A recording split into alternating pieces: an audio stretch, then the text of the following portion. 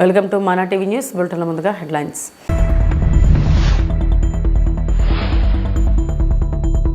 ఏపీలో కొత్త జిల్లాల ఏర్పాటుకు కేబినెట్ ఆమోదం.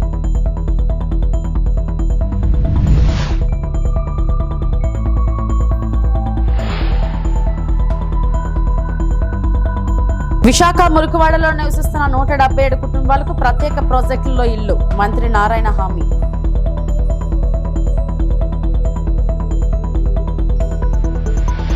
రాష్ట్రంలో క్రైమ్ తగ్గింది. కొత్త పోలీసింగ్ కు సిద్ధం. AP DGP Harish Kumar Gupta.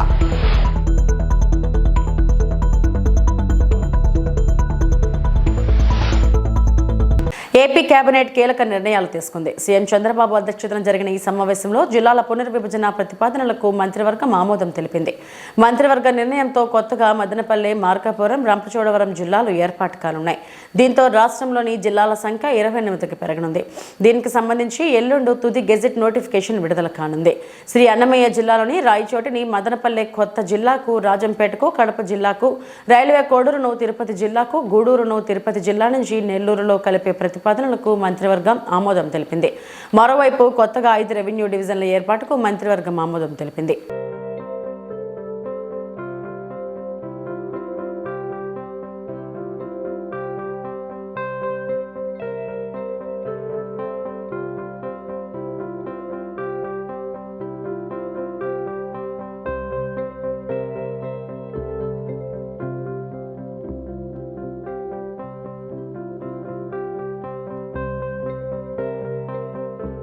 విశాఖలో మురికివాడల్లో నివసిస్తున్న వారికి ప్రత్యేక ప్రాజెక్టుగా చేపట్టి వీలైనంత త్వరగా ఇల్లు నిర్మించిస్తామని పురపాలక శాఖ మంత్రి నారాయణ హామీ ఇచ్చారు. పురపాలక శాఖ మంత్రి నారాయణ విశాఖ దక్షిణ నియోజకవర్గ ఎమ్మెల్యే వంశకృష్ణ శ్రీనివాస్తో కలిసి వెలంపేట ప్రాంతంలో పర్యటించారు. ఈ పర్యటనలో mayor Peela Srinivasarao, deputy mayor Govind Reddy, GVMC commissioner Ketan గారు పాల్గొన్నారు. పూర్ణ మార్కెట్ సమీపంలోని వెలంపేట స్లమ్ ప్రాంతంలో నివసిస్తున్న కుటుంబాలను మంత్రి నారాయణ స్వయంగా కలుసుకుని వారి సమస్యలను అడిగి తెలుసుకున్నారు. తగిన ఇల్లు లేక ఇబ్బందులు పడుతున్నామని పలువురు మహిళలు మంత్రికి వివరించారు. దీనిపై మంత్రి నారాయణ మాట్లాడుతూ ఈ స్లమ్ ప్రాంతంలో 177 కుటుంబాలు సంవత్సరాలుగా నివసిస్తున్నాయని, వారికి ఇళ్ల నిర్మాణంపై ప్రభుత్వం ఆలోచిస్తున్నట్లు తెలిపారు. ముఖ్యమంత్రితో చర్చించి ఇది ప్రత్యేక ప్రాజెక్టుగా తీసుకుని వీలైనంత త్వరగా ఇల్లు కట్టించేందుకు చర్యలు తీసుకుంటామని చెప్పారు. విశాఖ దక్షిణ నియోజకవర్గంలోని మురికివాడలను అభివృద్ధి చేసి మోడల్ నియోజకవర్గంగా తీర్చిదిద్దేందుకు కృషి చేస్తామని ఎమ్మెల్యే వంశకృష్ణ తెలిపారు. వెలంపేట ప్రాంత అభివృద్ధికి అవసరమైన ప్రణాళికలు సిద్ధం చేస్తున్నట్లు మేయర్ మరియు జీవీఎంసీ అధికారులు పేర్కొన్నారు. ఏదైతే వెలంపేట ఊర్లో స్లమ్ ఏరియా ఉందో ఆ స్లమ్ ఏరియాని శాసనసభ్యులు మరియు ప్రజాప్రతినిధులు అయితే వాళ్ళ పరిస్థితి చూస్తే చాలా నిజంగా దారుణం. ఒక 6 చదరపు అడుగుల్లోనే 6 చదరపు అడుగులే దాంట్లోనే ఒక కుటుంబం ఉంటుంది. ఇక్కడ దాదాపు 177 మంది 50 సంవత్సరాల పైగా ఉంటున్నారు. అందులో 162 మంది సెల్ఫ్ హెల్ప్ గ్రూపుల్లో ఉన్నారు. అయితే దీని విషయమే యాక్చువల్గా గతంలో ముఖ్యమంత్రి గారు విశాఖపట్నం వచ్చినప్పుడు వారు చెప్పడం జరిగింది. ఎక్కడైతే స్లమ్స్ ఉన్నాయో ఆ స్లమ్స్ అన్నింటినీ మార్చాలి, దాని మీద మీరు వర్కౌట్ చేయండి అని ఆదేశించారు. ఎమ్మెల్యే గారు అనేక సార్లు నాకు అడగటం జరిగింది. ఈ స్లమ్ని ఎలా చేస్తారు, ఏం చేస్తారు, వాళ్ళ పరిస్థితి దారుణంగా ఉంది చూడమని చెప్తే యాక్చువల్గా ఈరోజు మార్నింగ్ నేను వచ్చాను. అది చూస్తే నిజంగా వాళ్ళ పరిస్థితి. అయితే దీన్ని ఏ విధంగా చేయాలనేది అధికారులతో కూర్చొని డిస్కస్ చేసి మరోసారి ముఖ్యమంత్రి గారితో పెట్టి, ఎందుకంటే వాళ్ళ పరిస్థితి చాలా దారుణం. వాళ్ళందరూ ఎక్కువగా ఇప్పుడు వాళ్ళు కూలి నాలి చేసుకునేవాళ్ళు, నెలకి 6,000, 7,000, 8,000 సంపాదించుకునేవాళ్ళు యాక్చువల్గా. అటువంటి పరిస్థితుల్లో ఉండేవాళ్ళు 177 మంది. కాబట్టి వాళ్ళకి ఏం చేయాలని దాంట్లో ప్లాన్ చేసుకుని ఖచ్చితంగా ఈ స్లమ్ని వీలైనంత తొందరలో వాళ్ళకి ఇల్లు కట్టించేది చేస్తాం. దీన్ని ముఖ్యమంత్రి గారితో కూడా ఒకసారి మాట్లాడతాం. ఎందుకంటే ఇది స్పెషల్ ప్రాజెక్ట్ కింద టేకప్ చేయాలి. అంటే రెగ్యులర్ ప్రాజెక్ట్ కింద టేకప్ చేయలేము, స్పెషల్ ప్రాజెక్ట్ కింద టేకప్ చేయాలి. ముఖ్యమంత్రి గారితో మాట్లాడి వీలైన తొందరలో ముందు వాటర్ నారాయణ గారు సౌత్ నియోజకవర్గంలో ఉదయాన్నే 7 గంటలకు విజిట్ చేసి లక్ష్మీనగర్ లేఅవుట్ అనేది ఈ లక్ష్మీనగర్ అనేది 150 సంవత్సరాల హిస్టరీ ఉంది. దానికి ఇవాళ మా మంత్రి గారి ద్వారా మోక్షం కలగబోతూ ఉంది. ఇందులో ఉన్న ప్రతి ఒక్కరు కూడా పేదవాళ్ళు 177 మంది ఇవాళ అక్కడ చిన్న చిన్న షెడ్యూల్లో రూపంలో వేసుకొని ఉంటున్నారు. వాళ్ళందరూ కూడా నేను నా ఎమ్మెల్యే నుంచి కూడా వాళ్ళందరూ ప్రతిరోజు కూడా కలుస్తూ మా కష్టాలు చెప్పుకుంటూ ఉన్నారు. ఈరోజు మంత్రి గారు విజిట్ చేసి వాళ్ళ కష్టాలు తీర్చబోతున్నందుకు నియోజకవర్గంలో మేజర్ సమస్య ఇది. ఈ సమస్య అన్నగారికి ప్రత్యేకమైన ధన్యవాదాలు తెలియజేస్తా ఉన్నాం. అలాగే మొత్తం కూడా విజిట్ చేసి కమిషనర్ గారికి, లోకల్ కార్పొరేటర్ గారికి, మా మేయర్ గారికి, ముఖ్యంగా మా డిప్యూటీ మేయర్ ప్రత్యేకంగా ధన్యవాదాలు. ఈ లక్ష్మీనగర్ లేఅవుట్ మారితే ఈ నియోజకవర్గ స్వరూపం మారుతుంది. ఇలాగ ఇంకొక 5 ప్రాజెక్టులు ఉన్నాయి. అవి కూడా అన్నగారి ద్వారా అవన్నీ ఆ రోజు ఎలక్షన్ ముందు గవర్నమెంట్ అవి కూడా ఇలాగ హౌసింగ్ కట్టి ఈ నియోజకవర్గం ఒక మోడల్ నియోజకవర్గంగా అవుతుంది. రోడ్లన్నీ ఆల్రెడీ మొత్తం వేయడం జరిగింది. సో ఇలాంటి హౌసింగ్ మాత్రమే పెండింగ్ ఉన్నాయి మేజర్గా. అవన్నీ కూడా అలాగే అన్నగారి ద్వారా పూర్ణ మార్కెట్ ఒకటి, నెహ్రూ బజార్, ఈ రెండు కూడా విశాఖపట్నంలో ఉత్తరాంధ్రలో పెద్ద మార్కెట్, వాటికి కూడా ఒక రూపం తీసుకొస్తా ఉన్నాం. అతి త్వరలోనే వాటిని కూడా వర్క్ స్టార్ట్ చేసే విధంగా మా కమిషనర్ గారు కానీ, మేయర్ గారు కానీ, ముఖ్యంగా అందరూ మంత్రి గారు కూడా అందరూ ముఖ్యంగా శ్రద్ధ చూపిస్తున్నందుకు ప్రత్యేకమైన ధన్యవాదాలు. ఉదయాన్నే వచ్చి నియోజకవర్గంలో మా పేదల కష్టాలు విన్నందుకు మా మంత్రి గారికి ప్రత్యేకంగా ధన్యవాదాలు. ఏపీ రాష్ట్రంలో గత ఏడాదితో పోలిస్తే 2025లో నేరాల రేటు గణనీయంగా తగ్గిందని ఆంధ్రప్రదేశ్ డీజీపీ హరీష్ కుమార్ గుప్తా వెల్లడించారు. సోమవారం మీడియాతో మాట్లాడిన ఆయన ఇటీవల జరిగిన కీలక పరిణామాలు, పోలీసింగ్లో సాధించిన పురోగతి, భవిష్యత్ కార్యాచరణపై స్పష్టమైన వ్యాఖ్యలు చేశారు.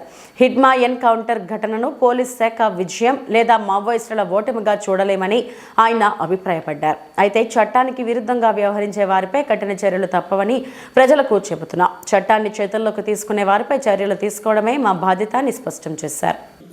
మనం హైదరాబాద్ లో ఉన్న పోలీస్ డీజీపీ హాస్టల్లో మనకు కూడా ఒక భాగం ఉంది కదా. వాటికి సంబంధించిన మనకి రావాల్సిన వాటాలు ఇప్పుడు పోలీసులో 99% ఎట్లా అంటే as it is where is బేసిస్లో మొత్తం మంది మనకి వచ్చేసింది. కొన్ని అప్పా మిగిలిపోయింది. అప్పా గ్రే హౌండ్స్కి సెంటర్ నుంచి వాళ్ళ యాక్ట్లో ఇచ్చారు. సో ఫండ్స్ ఇచ్చారు. గ్రే హౌండ్స్ సెంటర్ కూడా ల్యాండ్ అలాట్ అయిపోయింది. ఫండ్స్ కూడా అలాట్ చేశారు. సో ఈ సంవత్సరం అది కన్స్ట్రక్షన్ స్టార్ట్ అయిపోతుంది. అట్లాగే అప్పాది స్టాఫ్ బైఫర్కేట్ అయిపోయింది. అన్నీ వచ్చేసాయి. ఇప్పుడు అంటే మనం లాస్ట్ 2 months బ్యాక్ ఏదైతే మనకి ఎన్కౌంటర్ జరిగిందో అది మన పోలీసు విక్టరీగా భావిస్తున్నారా లేకపోతే వాళ్ళ ఫెయిల్యూర్? కాదు, విక్టరీ లాస్ ఏముండదు. ఇంటర్నల్ సెక్యూరిటీ మ్యాటర్స్లో వస్తే విక్టరీ లాస్ మనం అనుకోకూడదు. అట్లా మన ఆర్గనైజేషన్గా అట్లా మనం పోము. అంటే ఎవరు చట్టంకి వ్యతిరేకంగా పోతారో దాని మీద గట్టిగా యాక్షన్ తీసుకుంటాము. అది మన ఉద్దేశం. విక్టరీ లాస్ అది మనకి అది సంబంధం. మీరు ఈ police organisation is there uphold the rule of law. ఎవరు వైలేట్ చేస్తే దాని మీద తప్పకుండా యాక్షన్ తీసుకుంటాం. ఇప్పుడు మీరు హిస్టరీ చూస్తే అంటే వాళ్ళ హిస్టరీ చూస్తే 2 steps ముందు 1 step బ్యాక్వర్డ్స్. వాళ్ళు ఇప్పుడు లాస్లో ఉంటారు, వాళ్ళు బ్యాక్గా వస్తారు. బ్యాక్ ఇక్కడికి ఏ ఏరియాలో వస్తారు? సేఫ్ ఏరియాస్లో వస్తారు. విజయవాడలో సేఫ్ ఏరియా అనుకొని షెల్టర్ ప్లేస్లో వచ్చారు. ఛత్తీస్గఢ్లో ఆపరేషన్స్ అవుతున్నాయి కాబట్టి ఇక్కడ ఎవరు రారు అంటే అప్పుడు వచ్చారు.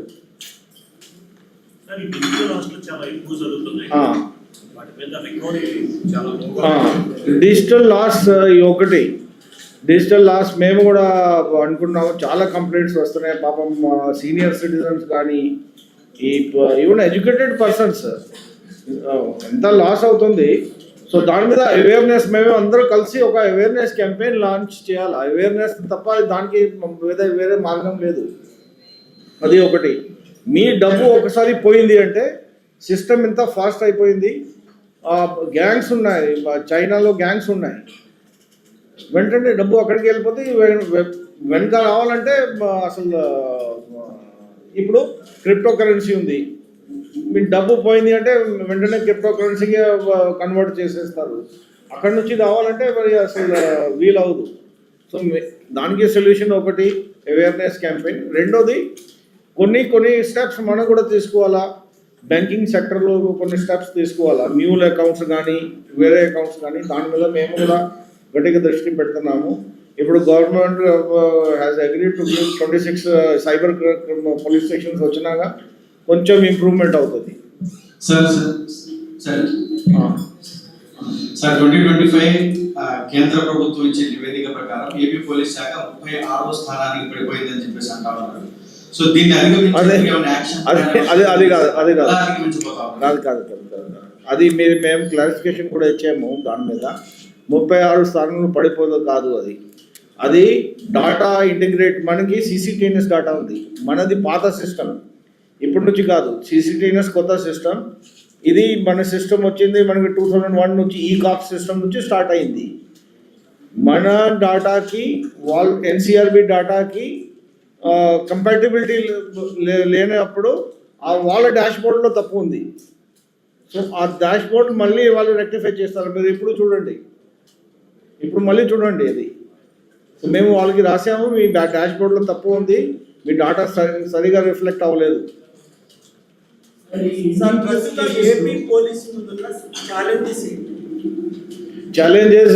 మెయిన్ ఛాలెంజెస్ సైబర్ క్రైమ్ ఒకటి, క్రైమ్ అగేన్స్ట్ విమెన్ ఇంకా తగ్గాల. నెంబర్ 3 ఈ గాంజా కల్టివేషన్ 0లో వచ్చింది స్టేట్లో. ట్రాన్స్పోర్టేషన్ మిగతా స్టేట్స్ నుంచి transportation is still A challenge.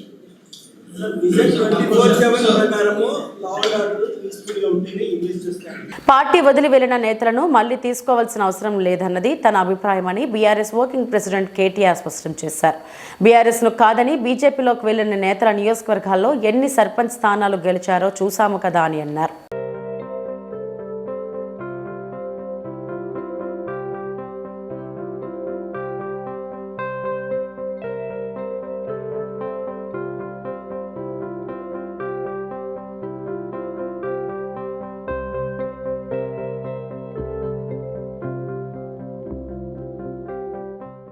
పశ్చిమ గోదావరి జిల్లా పోడూరు మండలం కవిటిం గ్రామంలో 1,96 లక్షల రూపాయలతో నిర్మిస్తున్న శ్రీ ఉమా సోమేశ్వర స్వామి ఆలయ నిర్మాణ కార్యక్రమంలో కేంద్ర మంత్రి నిర్మలా సీతారామన్ పాల్గొన్నారు.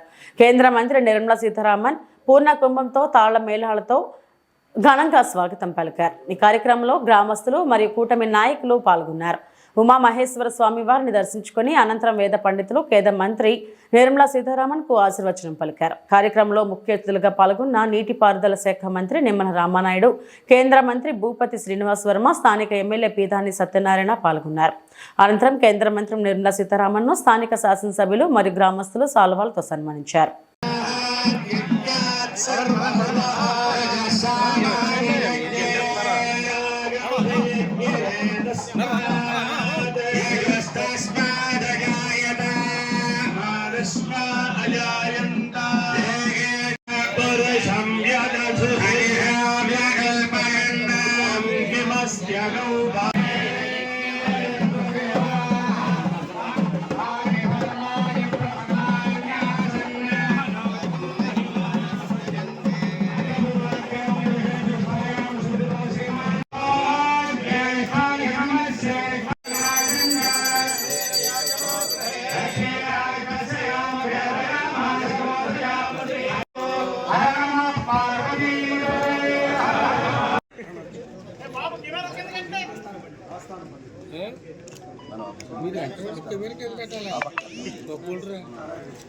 జై శ్రీరామమ్మ.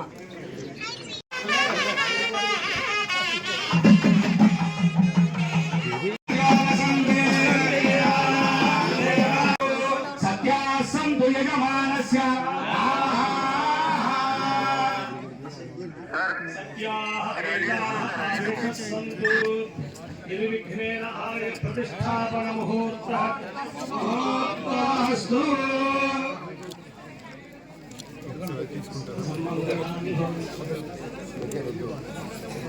తిరుపతి జిల్లా Renigunta KLM hospital, KRC college ground, Mahatma Jyotirao Phule ప్రాంగణం నందు బహుజన ఉద్యోగస్తుల ఆత్మీయ సమ్మేళనం. చిత్తూరు, తిరుపతి జిల్లాల నుండి బహుజన ఉద్యోగస్తులు, నాయకులు, దళిత బహుజన ప్రజా సంఘాలు, విద్యార్థి సంఘాలు, యువజన సంఘాలు, మహిళా సంఘాలు వేలాదిగా పాల్గొని సభను జయప్రదం చేయడం జరిగింది. సభను ఉద్దేశించి ఆల్ ఇండియా అంబేద్కర్ యువజన సంఘం రాష్ట్ర అధ్యక్షులు హైకోర్టు న్యాయవాది చింతమాకుల పుణ్యమూర్తి ప్రసంగిస్తూ రానున్న రోజులలో బహుజన సమాజం రాష్ట్రంలోనే కాక దేశంలోనే బలంగా బలపడుతుందని, బాబాసాహెబ్ డాక్టర్ బిఆర్ అంబేద్కర్ రచించిన రాజ్యాంగం ద్వారా బహుజనులు విజయ పతాకంతో ముందుకు వెళ్తారని, రాజ్యాధికారం చేజిక్కించుకుంటారని ప్రసంగించారు. బహుజన ఉద్యోగస్తుల ఆత్మీయ సమ్మేళనం 2025 సంవత్సరం జరుపుకున్నాము. ఇందుకు కొన్ని ప్రజా సంఘాలు, దళిత బహుజన, విద్యార్థి యువజన, ఉద్యోగస్తు సంఘాలు అన్నీ కూడా ఇందులో పాల్గొని జయప్రదం చేసినందుకు వారికి మా యొక్క శ్రీ వెంకటేశ్వర విశ్వవిద్యాలయం బహుజన ఎంప్లాయీస్ ఫెడరేషన్ అధ్యక్షులు గౌరవనీయులు సంగీతం సుబ్రహ్మణ్యం గారు, అదేవిధంగా ప్రధాన కార్యదర్శి మొండం పద్మనాభం గారు, జాయింట్ సెక్రటరీ దార్ల రఘురాములు గారు, మా యొక్క సంఘ సభ్యులు అందరూ కూడా ఈ సభను విజయవంతం చేయడం జరిగినది. ఇందుకు ముఖ్య విశిష్ట అతిథులు ఆల్ ఇండియా అంబేద్కర్ యువజన సంఘం రాష్ట్ర అధ్యక్షులు చింతమాకుల పుణ్యమూర్తి గారు, అలాగే హైకోర్టు న్యాయవాది గారు. ఈ యొక్క బహుజన సమాజాన్ని ముందు నడిపించే మార్గంలో పయనిస్తున్నారు. అందుకు ఇప్పుడు వచ్చేసిన అందరికీ ఈ యొక్క వేదిక నుంచి మేము ఒక సూచిక అంటూ తెలియజేస్తున్నాం. రాబోయే తరాలలో మా బహుజనులదే విజయవంతం అవుతుందని కూడా గట్టిగా నొక్కి ఒక్క నుంచి చెప్పదలుచుకున్నాము. ఇప్పుడే భారీగా అయిన ఈ సభ అందరూ చూసుంటారు. రాబోయే రోజుల్లో కూడా మరింత దిశగా బహుజనుల ఐక్యవంతం చేసి బలోపేత దిశగా నడిపిస్తాము. మా యొక్క ఉద్యోగస్తుల సంఘాలు అన్నీ కూడా ఏకమయ్యి రాబోయే యొక్క విధి విధానాలన్నీ రూపొందించుకొని మేము ఈ యొక్క బహుజన సమాజాన్ని నిర్మించడానికి మా ఉద్యోగస్తులందరూ కట్టుబడి ఉన్నారనేసి ఈ సభాముఖంగా మీకు తెలియజేసుకుంటున్నాము. ఒక నిమిషం. రేణిగుంట పాత్రికేయ మిత్రులకు నా జై భీములు. ఈరోజు పెద్ద ఎత్తున బహుజన ఆత్మీయ సమ్మేళన కార్యక్రమం మేము జరుపుకున్నాం. ముఖ్య ఉద్దేశం బహుజన సమాజాన్ని నిర్మించాలా. దేశంలో మనం చూస్తున్నాం, ఈ యొక్క కేంద్ర ప్రభుత్వం, మోడీ ప్రభుత్వం ఎన్ని అరాచకాలు ఈ బహుజన వర్గాల మీద చేస్తూ ఉందో మనం అందరం నిత్యం చూస్తూనే ఉన్నాం. గత 10 సంవత్సరాలుగా వారి పాలనలో పూర్తిగా బహుజన వర్గాల హక్కుల్ని నిరాకరించబడింది. అందుకు అనేకమైన ఉదాహరణలు. ప్రభుత్వ సంస్థలన్నింటినీ కూడా ప్రైవేటు పరం చేయడం, మత విద్వేషాలు రెచ్చగొట్టి ప్రజల మధ్య అనైక్యతను పెంపొందించడం ఇత్యాది కార్యక్రమాలతో ముందుకు పోతున్నటువంటి ఈ యొక్క బీజేపీ పరిపాలన మీద ఈరోజు ప్రజలు తిరగబడే పరిస్థితి మనం చూస్తున్నాం. అందులో భాగంగానే ఈరోజు బహుజన సమాజ నిర్మాణ దిశగా మేము ముందుకు అడుగులు వేస్తున్నాం. 80% ఉన్నటువంటి ప్రజలు ఈరోజు కనీసం మానవ హక్కులను, రాజ్య హక్కులను పొందలేని పరిస్థితిలో ఈ దేశం నెట్టవేయబడింది. నిరంతరం అభివృద్ధి లేదు. నిరంతరం ఏదో ఒకటి చెప్పడం, పరిపాటి అయిపోయినటువంటి ఈ పాలకుల్ని ప్రతిఘటించకపోతే రాబోయే రోజుల్లో భారతదేశంలో ఉన్నటువంటి ఈ ప్రజాస్వామ్యం కుప్పకూలే పరిస్థితులు ఉన్నాయి. కాబట్టి మేధావర్గాలు ఈరోజు సుదీర్ఘమైనటువంటి చర్చ జరిగింది. ఈ యొక్క ఉద్యమం ఈరోజు ఇప్పటి నుండి మొదలవుతుంది. ఖచ్చితంగా ఎక్కడికక్కడికి ప్రభుత్వ వ్యతిరేక, ప్రజా వ్యతిరేక విధానాలు, బహుజన వర్గాల రాజ్యాంగ హక్కులను ఉల్లంఘించే ప్రతి కార్యక్రమాన్ని మేము ఆల్ ఇండియా అంబేద్కర్ యువజన సంఘం, బహుజన ఎంప్లాయీ ఫెడరేషన్ ఖచ్చితంగా ఎక్కడిక్కడ నిలదీస్తామని ఈ సందర్భం మీకు తెలియజేస్తా ఉన్నాం. మరి ముఖ్యంగా మనం ఈ రాష్ట్ర ప్రభుత్వాన్ని, ఏదైతే కూటమిలో ఉన్న ప్రభుత్వాన్ని కూడా మనము పరిశీలిస్తే బీజేపీ వారి అజెండాను పూర్తిగా ఇక్కడ ఈ రాష్ట్రంలో అమలు చేసే పరిస్థితులు కనబడతా ఉన్నాయి.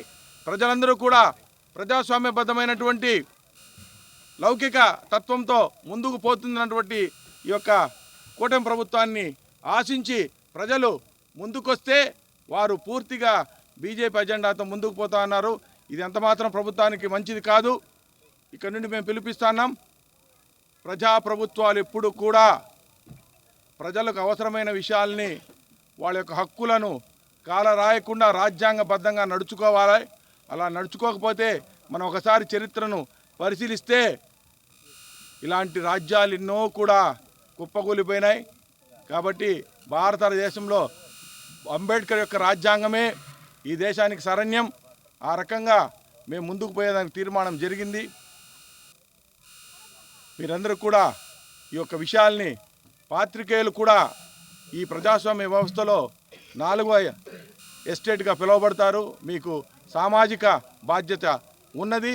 మీరు దీన్ని విస్తృతంగా ప్రజల్లోకి తీసుకోవాల్సిన అవసరం ఉందని తెలియజేసుకుంటున్నాం. జై భీమ్, జై భీమ్, జై భారత్. దక్షిణ కాశీగా ప్రముఖ పుణ్యక్షేత్రం శ్రీకాళహస్తీశ్వర దేవస్థానం ఆలయంలో శ్రీనటుడు బాలకృష్ణ, సతీమణి నందమూరి వసుంధర శ్రీకాళహస్తీశ్వర ఆలయానికి విచ్చేసి ఆమెకు ఆలయ అధికారులు ఘనంగా స్వాగతం పలికి ప్రత్యేక దర్శన ఏర్పాట్లు చేశారు. రాహుకేత పూజలు చేసుకుని స్వామి అమ్మవారిని దర్శించుకున్నారు. ఈ కార్యక్రమంలో ఆలయ trust board member Gurrapusetti Gopinath, AEO Mohan, ఆలయ పర్యవేక్షణాధికారి నాగభూషణ్, ఏపీఆర్ఓ రవి పాల్గొన్నారు.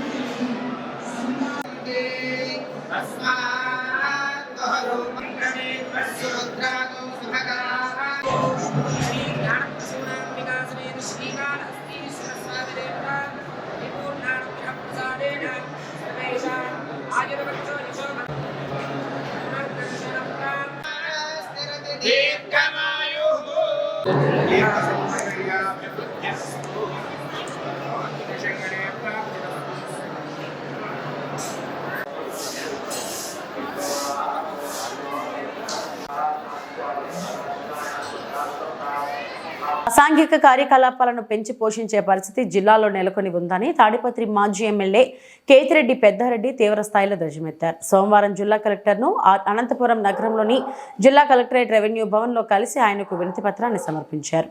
సామాన్యమైన ప్రజలను కాపాడే పరిస్థితి ప్రస్తుతం కనిపించడం లేదంటూ ఆయన తీవ్ర ఆగ్రహం వ్యక్తం చేశారు.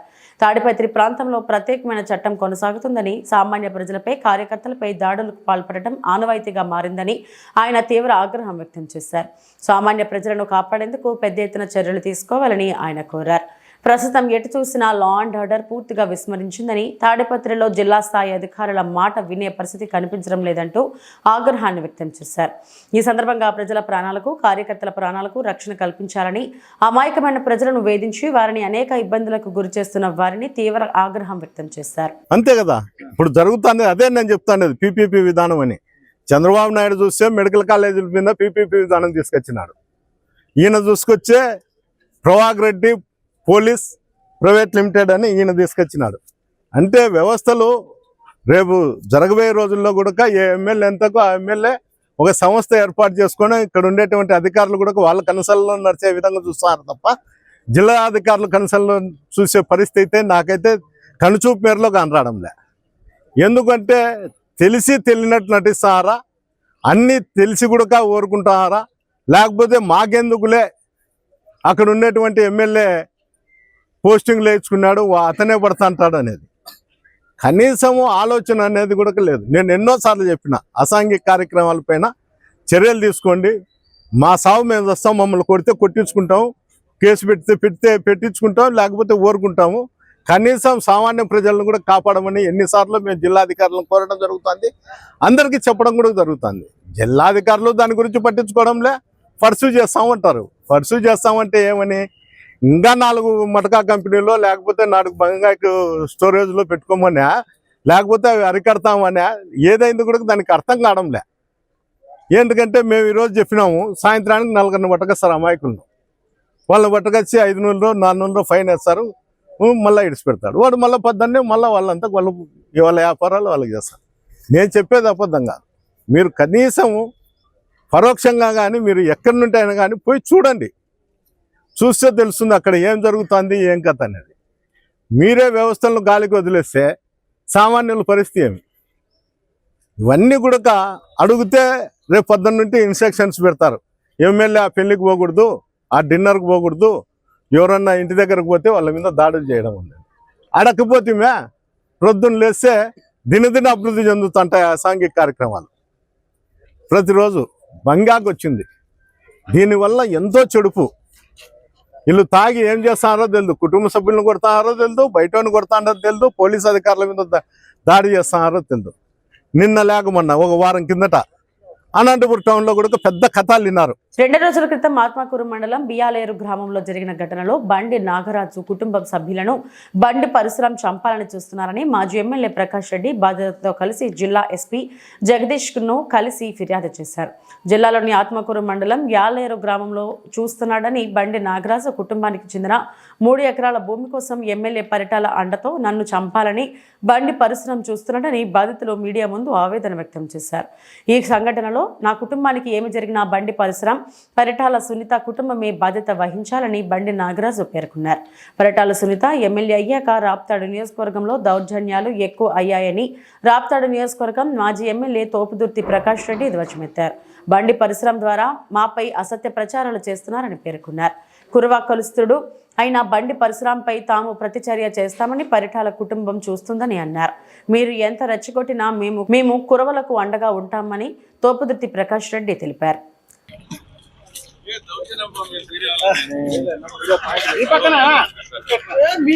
మీడియా ముందుకు రావడం జరుగుతూ ఉంది. ప్రశాంతంగా ఒక నెల రోజులన్నా ఉందామన్నా కూడా అటువంటి పరిస్థితి కల్పించడం లే ప్రభుత్వము. ప్రత్యేకించి రాప్తా నియోజకవర్గంలో పరిటాల సునీత దౌర్జన్యాలు, దుర్మార్గాలు, ఆగడాలు రోజు రోజుకు పెరిగిపోతున్నాయి. ఒక ఆత్మకూరు మండలంలో ఇందాక నాగన్న గారు కురవ కులస్తుల గురించి చెప్పారు. ఒక ఆత్మకూరు మండలంలోనే కురవ కులస్తుల మీద దాడుల గురించి చెప్పాలంటే సిద్ధరాంపురంలో బాలన్న మీద పరిటాల సునీత బంధువులు దాడి చేసినారు. ఆధిపత్యమే, వేరే కారణం ఏం లేదు. సింగంపల్లిలో శేఖరప్ప మీద పరిటాల సునీత బంధువులు దాడి చేసినారు. ఆధిపత్యమే, వేరే ఏ కారణమే లేదు. మా మీద అసత్య ప్రచారాలకు అతను పాల్పడుతూ ఉంటే పైశాచిక ఆనందం పొందుతూ ఉన్నారు.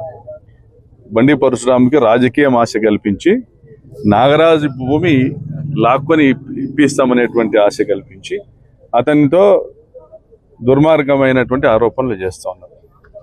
అదేవిధంగా తలుపూరులో గత ప్రభుత్వంలో ఎక్స్ మిలిటరీ మెన్ పరమేశ్వర్ రెడ్డికి ప్రభుత్వం ఇచ్చిన భూమి విషయం, 5 ఎకరాల భూమి విషయంలో గోసలోళ్ళని కురువ కులంలో గోత్రం, గోసలోళ్లకు అతనికి సమస్య వస్తే ఇద్దరికి సయోధ్య కుదిర్చే ప్రయత్నం ఏం చేస్తా ఉంటే బాలాజీ ప్రత్యేకంగా రెచ్చగొట్టి పరమేశ్వర్ రెడ్డిని నరికిచ్చినాడు. మరి ఇప్పుడు అదే గోసలోళ్ళకు సంబంధించి ఒక 15 ఎకరాల భూమి చీప్గా తక్కువ ధరకు కొట్టేయాలని బాలాజీ ప్రయత్నం చేసినాడు. దానికి వాళ్ళు ఒప్పుకోకపోతే వాళ్ళకు అన్నదమ్ములకు ఇద్దరికి కూడా రికార్డులు సృష్టించి ఇద్దరికి ఇచ్చి ఇద్దరు గొడవ పట్టేటట్లు చేసుకున్నాడు. కొట్టుకున్నారు, హాస్పిటలైజ్ అయినారు. కోర్టులో కేసులు ఉన్నాయి, కేసుల కోసం కోర్టులు తిరుగుతా అన్నారు. అదేవిధంగా బిఆర్ఏలో మొన్న స్థానిక సంస్థల ఎలక్షన్లో వాళ్ళ పార్టీకి సంబంధించినటువంటి సీనియర్ నాయకుడు మల్రాయుడు కుమారుడు ప్రసాద్ స్కూల్ ఎలక్షన్కి పోటీ చేసి అతని మీద పోలీసులతో దాడి చేయించి అతన్ని పోలీస్ స్టేషన్లో నిర్బంధించి అర్ధరాత్రి ఎత్తకపోయి నిర్బంధించి ఎలక్షన్ చేసుకున్నారు. బండి పరశురాంకు వాళ్ళ ఆయనకు పదవి ఇప్పించాలి. ఇంత ఎందుకు చేస్తున్నారంటే కురుబ కులస్తునిగా బండి పరశురామ అనేవాడు ఎన్ని మాట్లాడినా తోపుతొట్టి ప్రకాష్ రెడ్డి వెనక్కి తిరిగి మాట్లాడు. ఎందుకంటే మమ్మల్ని ఎత్తుకొని సాకిండే మా మేనమామ సిట్ర ఓబులేసు ఆ కులస్తులందరూ కూడా ఎన్నో 100 ఏళ్ల నుంచి ఇవి ఇప్పటివరకు నా బులెటిన్ అప్డేట్స్. నమస్తే.